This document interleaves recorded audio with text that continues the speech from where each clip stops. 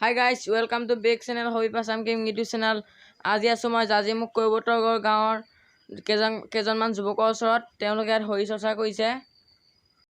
ভিডিঅ'টো চাই যদি ভাল পায় লাইক কমেন্ট শ্বেয়াৰ আৰু সাবস্ক্ৰাইব কৰিব নাপাহৰিব। জাজিমুখ কৈবতগৰ এলপি স্কুলত আমি অকমান প্ৰশিক্ষণ ট্ৰেইনিং আৰম্ভ কৰিব লৈছো জিমৰ কাৰণে।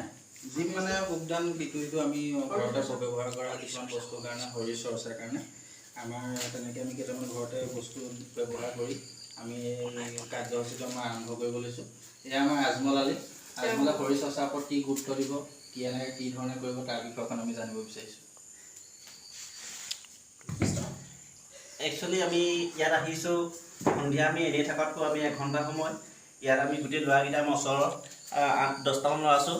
আমি নিজৰ স্বাস্থ্যৰ কাৰণে শৰীৰটোৰ কাৰণে আমি ভাবিছোঁ অকণমান আমি নিজে ঘৰতে বনাই বা এইকেইটা সঁজুলি লৈ আমি অকণমান নিজৰ দেহাটোৰ কাৰণে স্বাস্থ্যটোৰ কাৰণে আমি এঘণ্টা ইয়াত জিমৰ লেখীয়াকৈ আমি ব্যৱহাৰ কৰিছোঁ। আজমল সৰু আমাৰতো বহুত সৰু সুৰা ভাইটি হয় আমাৰ, ইও আহিছে আমাৰ লগত অকণমান যোগদান কৰিছে, সহায় সহযোগ তাকে যি জানো তোমাক অলপ শিকাম, তুমি তাৰ বিষয়ে অলপ গুৰুত্ব দিবা কথাখিনি। ঠিক আছে। এই আমাৰ আলম আলি আমাৰ মানে ল'ৰাকেইটাৰ মাজত ই অকণমান জানে, অলপ জনা শুনাৰ কাৰণে তাৰ অকণমান আমি অভিজ্ঞতা দিছোঁ। সি আমিও নাজানো, আমাকো কিবা এটা শিকাব বুলি আমি তাৰ বিষয়ে অকণমান আগত জানিব বিচাৰিছোঁ। মই তেনেকুৱা বিশেষ একো নাজানো, পিংকুদাই ক'লে আজমলেও জানে তাৰ সম্পৰ্কে শৰীৰ চৰ্চাৰ বিষয়ে। মই ভাবোঁ এইটো এতিয়া যুগত শৰীৰটো মেইন, বেমাৰ আজাৰ খাতিৰে ফিজিকেল ফিটনেছ আজিকালি বিভিন্ন ধৰণৰ বেমাৰ আজাৰৰ পৰা পৰিত্ৰাণ পোৱা একমাত্ৰ উপায় বুলি ক'লেও বেয়া নহয়।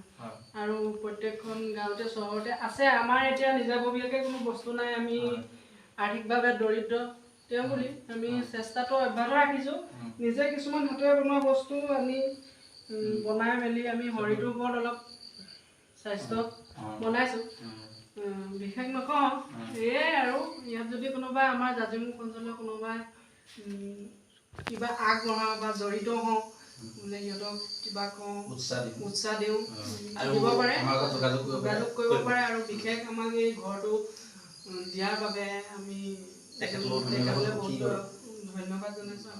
আৰু প্ৰথম এইটো পদক্ষেপ লৈছিলে আমাৰ দাদা চফিকুল, তেওঁ বহুত হেৰি কৰিলে, লগৰকেইটাক মাতি আমাক ক'লে বোলে এনেকৈ আমি গধূলি সময়ত এটা গ্ৰুপ পাতি আমি শৰীৰ চৰ্চাৰ কাৰণে এনেকুৱা এটা অনুষ্ঠান কৰোঁ, তেখেতৰ কিবা এটা ক'ব। এই চফিকুল দাদা আছে আমাৰ আজি জিমৰ গ্ৰুপটোত আমাৰ যিকেইজন ল'ৰা আছে মই গোটেইকেইজনৰ নামটো কৈ দিব বিচাৰিছোঁ। চফিকুল ৰহমান, ৰাজু আলী, আলম আলী, এয়া চফিকুল ৰহমান হয়, ৰাজু আলী আছে,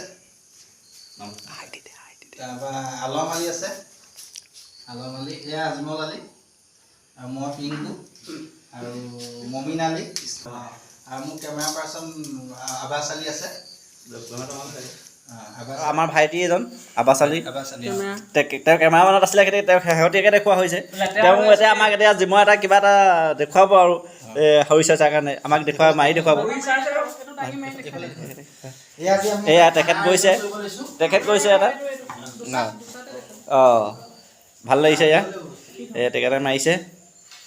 তেওঁ উজ্জ্বল ভৱিষ্যত কামনা কৰিলোঁ, তেওঁৰ শৰীৰটো ভাল, যাতে স্বাস্থ্যটো ভালে থাকে। আজি আমাৰ প্ৰথমটো হৈছে খানা দিন হিচাপে প্ৰথম দিনত আমি এটা খানা আয়োজন কৰা হৈছে গোটেই ল'ৰাকেইটাই। দাদা আজি কি হ'ব আপোনালোকৰ খানা?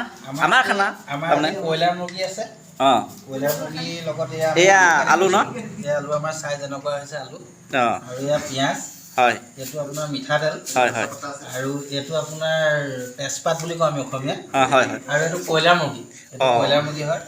চাউল আছে, আজি তেতিয়াহ'লে কয়লাৰ মুৰ্গী পুৰা খাব লাগিব দেই। চাউল, এয়া নহৰু, এয়া মছলা ব্যৱহাৰ কৰিছোঁ, এইকেইটা মছলা, এইটো মিট মছলা, এইটো আপোনাৰ চিকেন। আমি আৰু আপোনালোকে যোনবোৰ আমি বিয়া শৰীৰ চৰ্চাৰ কাৰণে কৰিম বস্তুকেইটা দেখুৱাই দিয়কচোন, কি কি আছিলে শৰীৰ চৰ্চাৰ কাৰণে বস্তু আছে, বিশেষ কি কি লৈছে? হয় হয় হয়।